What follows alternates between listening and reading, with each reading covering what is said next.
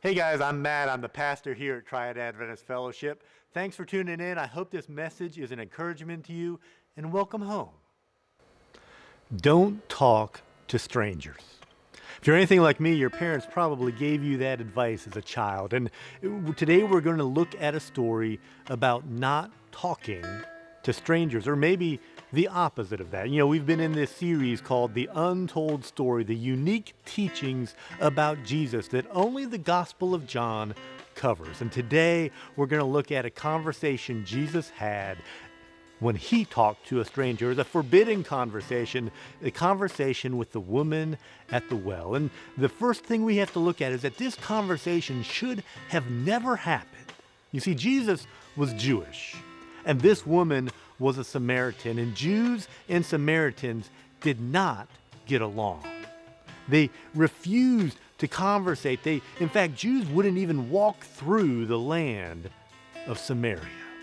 But Jesus said he had to go to Samaria.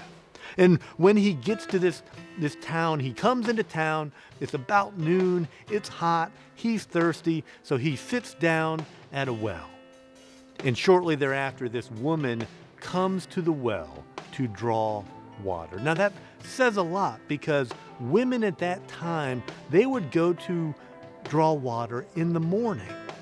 And they would go as a group for safety purposes, but she came by herself at noon, which tells us about this woman. She was an outcast in that city.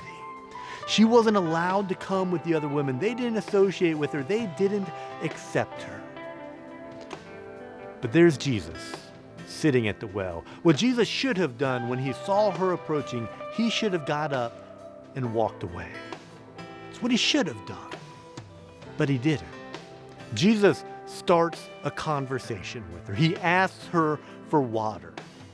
And she's confused by that, because he shouldn't be asking her for water. In fact, a Jew would be ceremonially unclean if they drank after a Samaritan. But Jesus asked her for water, and it shows us that she mattered to Jesus.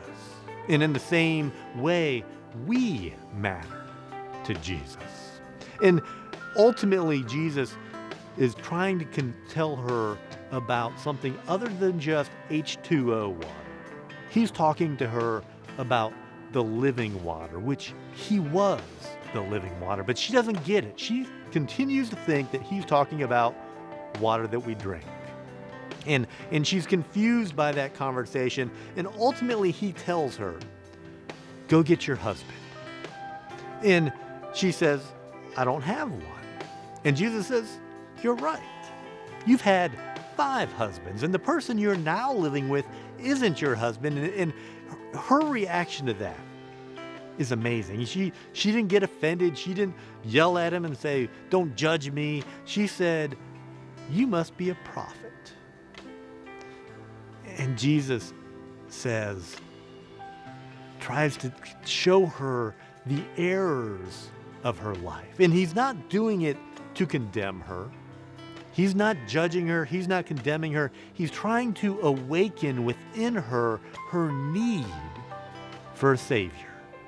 And their conversation shifts to the coming Messiah. And Jesus says that Messiah is coming. And she said, well, yes, when he comes, he will sort out all of these differences between the Jews and the Samaritans. And Jesus says, "I am he." And her response, she runs away.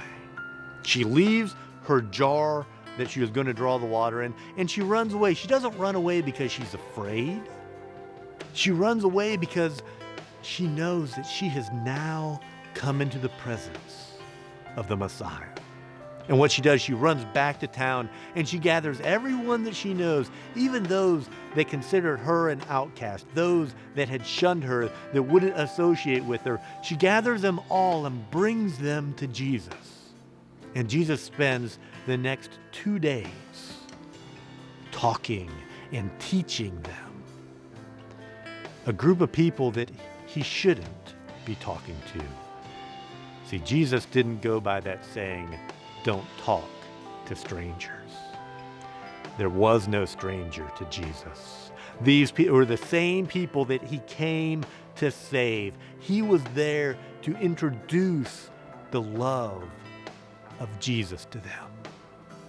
And we have a God-sized hole in our heart, and we try to fill it with all kinds of things: drugs, money, sex. We find anything and everything to try and fill that hole, but the only thing that can fill that God-sized hole is Jesus. He came to Samaria just to meet that one woman who was an outcast. And he will also come into your life. No matter what's going on, no matter what you've done in the past, he wants to fill that God-sized hole in your life. Question is, will you let him? Hey guys, hope you enjoyed the video. If you liked it, click below. You can also comment below. Subscribe to our channel and also hit that notification bell so you'll know whenever we post a new video. Again, hope it was an encouragement, and welcome home.